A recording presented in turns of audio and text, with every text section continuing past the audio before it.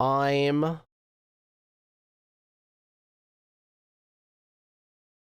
traveling into an area. Let's just say this is the area that I'm traveling in, right? And there's point A, point B, point C, and point D, right? And maybe like whatever, right?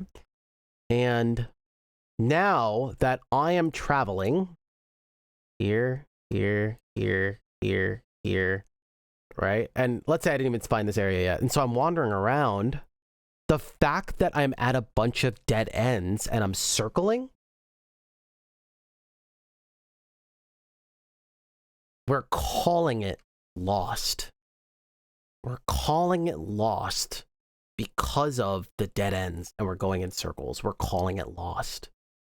Now, let me pitch you a different perspective because I played other games, right? Now, all of a sudden, what if I pitch you this? Because I think actually this is going to tie into the word grind. Because remember I said the same epiphany with grind. We call it grind when we notice it and it's bad. But a lot of games could have grind, but if you don't notice it, we wouldn't call it grind.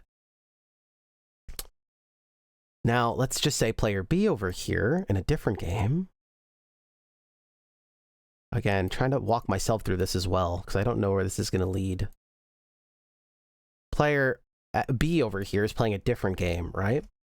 And let's say to progress, he has point A or point B, for instance, right? Maybe main progression. And then he also has all these side points too, right? Now, I'm exploring, right? And now I end up here. Sorry, let's use a different color. I end up here. But this is not the way forward or anything. Let's just say this is a whole like random dungeon. And I end up finding different loot and all of this stuff. And then I go over here and I find new stuff and explore over here. And then I'm going over there, right? I wouldn't call it lost. I'm bumping into and exploring random spots because I'm not walking in circles trying to find where to go. And we call that lost. But you wouldn't call this lost. So lost is the point in which you are now gaining frustration because you just don't know where to go and there's nothing to do. So it's the wandering. And then we call it lost. Games where there is this almost illusion of adventure or open world. At least this is how it feels. Illusion of adventure or open world where it's actually find where the developer wants you to go next. And we're talking about the design of how that's caused. Where does that come from? And what these games have in common where it gets frustrating is it happens when you're hitting dead ends. And you're hitting dead end, dead end, dead end, and going in circles until you find, okay, this is where the developer wanted you to go. Then we call it lost and frustrating, right? But if other games did that, we're talking about like a good comparison of it. Why does it feel different in other games? Well, in other games, the open world aspect, it's not go where the developer wants you to go. It's you could also go off the path and find tons of adventure, right? So we're talking about like the difference that exists and like why it happens and why it feels that way. So again, here we're in a place where it feels like, because the conversation was brought up of, you know, if you're going to have adventure in your game, it's going to come with the side effect of players being able to get lost sometimes. But then it dawned on me, I don't think that's true, because if we use other games for an example, that you can have direction, so you don't get lost. You can have some kind of direction and adventure, so they can coexist, is what I'm saying. So it's interesting. And so we're talking about where that comes from. Because I think Void Souls, that we are going through that feeling right now where it feels more on rails, not open, because it's more figure out where the developer wants you to go, but also lacking direction. And we felt this in Gulf Area, if you guys remember. I think it's called Gulf Area, during the UFO 50 marathon. Remember, we played the open world golf game, but it wasn't actually open world. There was a very specific path, almost, that the developer wanted you to follow, but also gave no inkling of it. So you're wandering around this open world trying to figure out exactly where they wanted you to go next. This is extremely frustrating.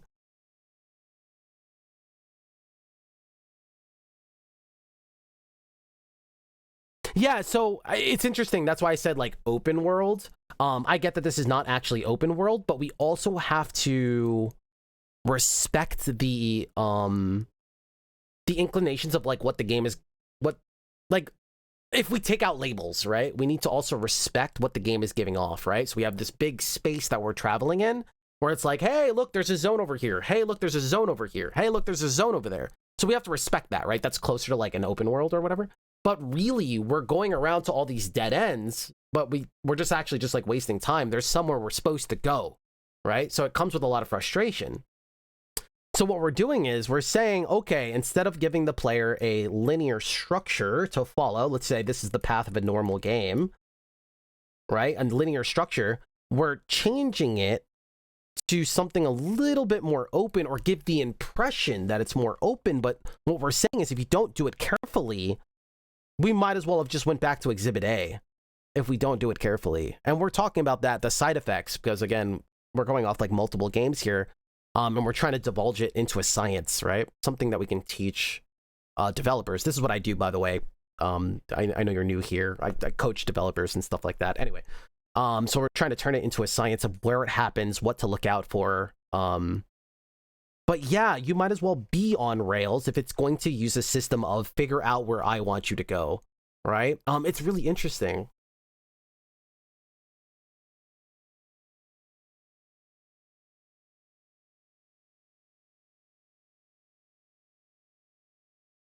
There's also multiple ways of getting to the intended path, even if you don't follow the light. Yeah, it sounds like a more loose grip. Interested to hear your thoughts. You can always DM me if you guys are looking for like game doctor work or trying to level up, get ready for the market. It's a little bit late, obviously, for this game, but can always help your guys' future work. You might have heard, I mean, if you know games like Tiny Rogues, Brotato, anything like that, you've probably seen my influence. Not a flex or anything. I just get really excited to talk about this work. I think it's the future of the gaming industry. Anyway,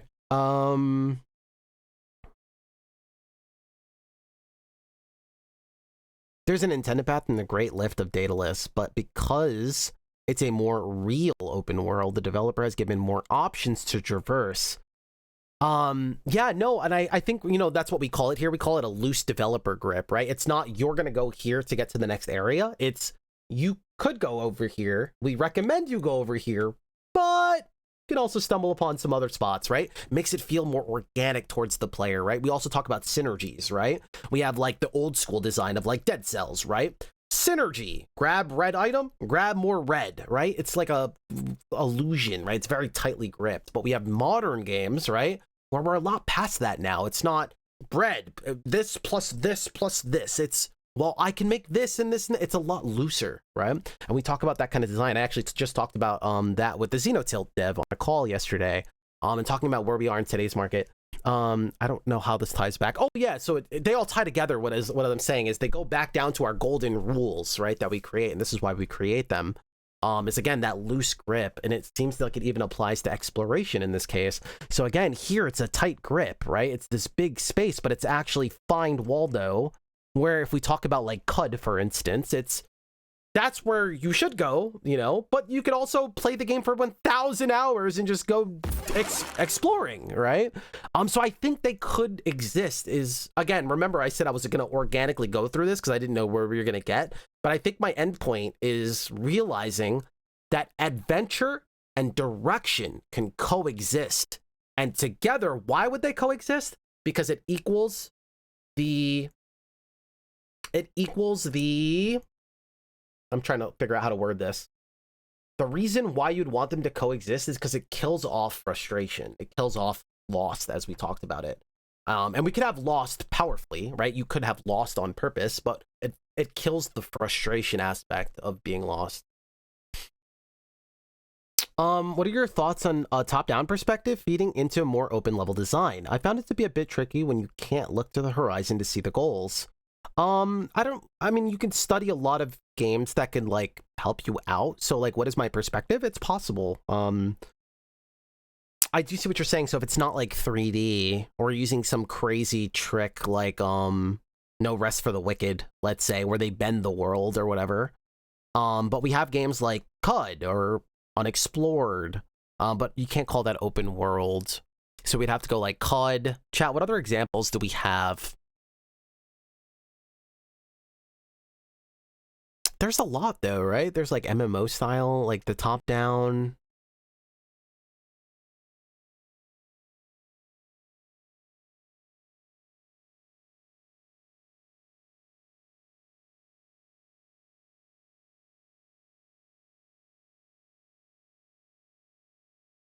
Yeah, Thesley, exactly. Yeah, and it comes back into like them not wanting to like be frustrated or like lost, right? And they want to just do like the main objective. They should be able to do that, right?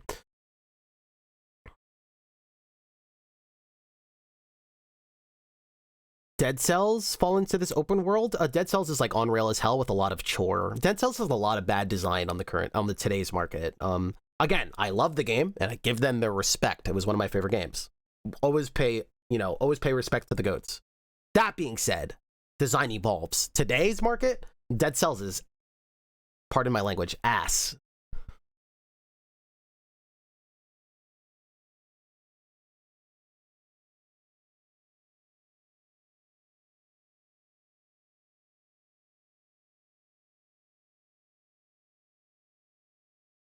But folks, damn, I didn't know this was gonna turn into a big thing. Let me put some tunes on. You guys know I'm always down to do some Game Doctor segments.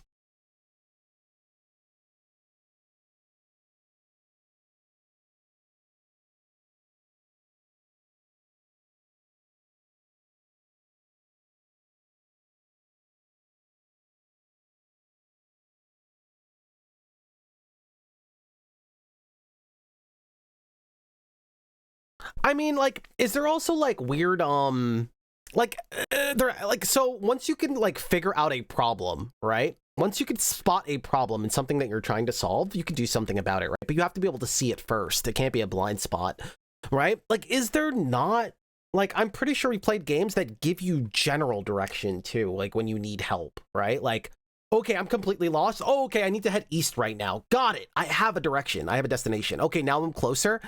Oh, okay, cool. I need to go further east, right? Name them. Um, like, wasn't there, what was the, not Sekiro? What was the, Tsushima or whatever? Like, didn't that do a thing where you could, like, blow the wind in the direction that you needed to go and it would help you? Or am I mistaken?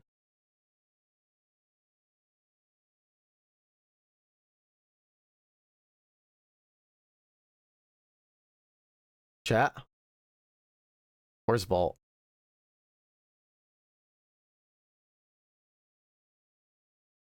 Exactly. So I just named a game that I never even played off the top of my head. And name one. All right, there you go. Just did. All right. So what I'm saying is there is tools. There's tools out there. So would that solve? Do you guys think that would solve? You've played them? I've never played Tsushima. Naming a game that I haven't even played. You didn't play Ghost? I have not. Shadow of the Colossus. How did it work in Shadow of the Colossus?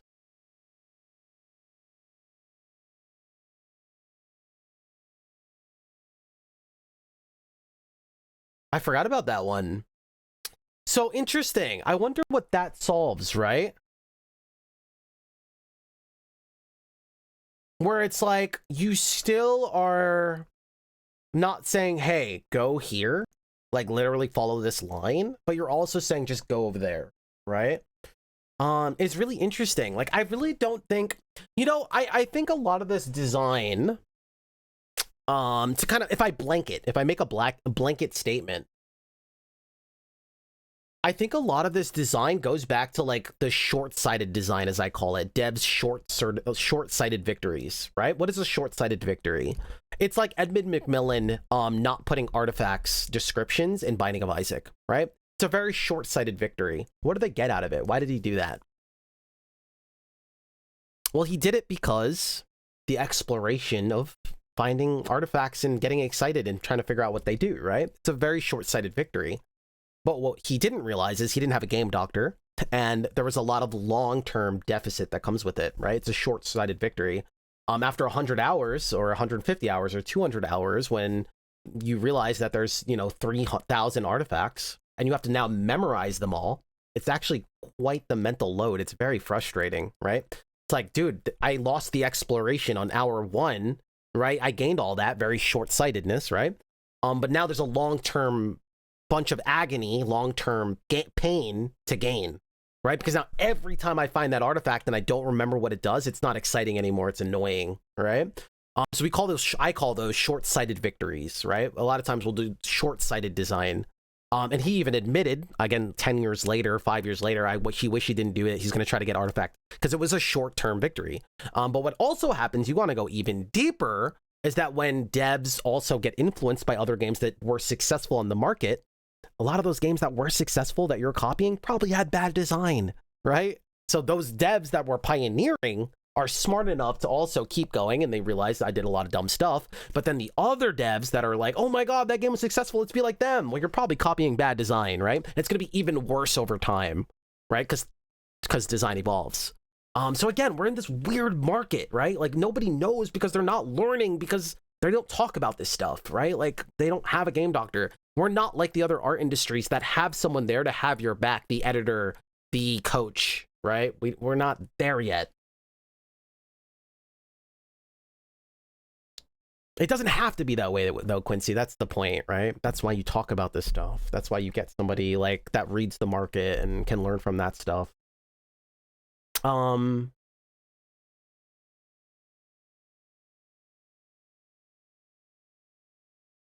so what I was saying is, okay, so it ties into short-term design like that, right? So what I'm saying is, by not showing them anything in no direction, the dev probably feels, the dev, like hypothetical in this, you know, for whatever hypothetical land, they're trying to say, oh my god, exploration, they're going to get an aha moment, right? It's very like short-term sightedness of the aha. But like, I think you can get very close by just giving the guidelines, right? You could get those same feelings, right? Or they can get there and then get like a aha moment. Like, I don't think you're sacrificing much, right? And it's the same thing with the artifacts, right? If, let's just say he hired the game doctor, Edmund McMillan, Isaac, right? Usually, if there's something that you're trying to accomplish, but you don't have the blind spot. So if he said, oh my god, I do want this, I do want that exploration in the beginning, but I don't want all that long-term, let's say he wasn't blind to that, right? And he was like, oh my god, I don't want all that long-term pain though. That sounds terrible. Well, you can have it both, right? You can say, hey, when you first find an artifact, you don't know what it does. But then after that, you'll know, we'll remind you, we'll tell you, right? So then everyone wins, right? There's ways to go about it. So what I'm saying is there's probably a way to have it all here where it's like, okay, I don't want to hold their hand, but I also want to guide them. I don't want it to be frustrating that you're walking in circles, right? What if there's a hotter or colder, right? Getting warmer, getting colder, right? What if there was just something, is my point. So then I also think of these other games that did those kind of ideas as well, where it's like, hey, you're going this way, by the way. So again, I just think that there's a good way to do it, like a very strong way to do it. And I just think there's a very weak way to do it. And this is reminding me of Golf Area, where it's like, yeah, you can go anywhere, but it's really, you're going to be wasting your time 90% of the time until you find where you're actually supposed to go. So it's really interesting. That's what it brings me to. So I think the point that I'm seeing is there's a powerful way to have exploration, but still have direction. And I think that's what it's coming down to. And that's really powerful. I'm going to remember that. You can have it both. You can have both. I think that's where this is bringing me. Cool.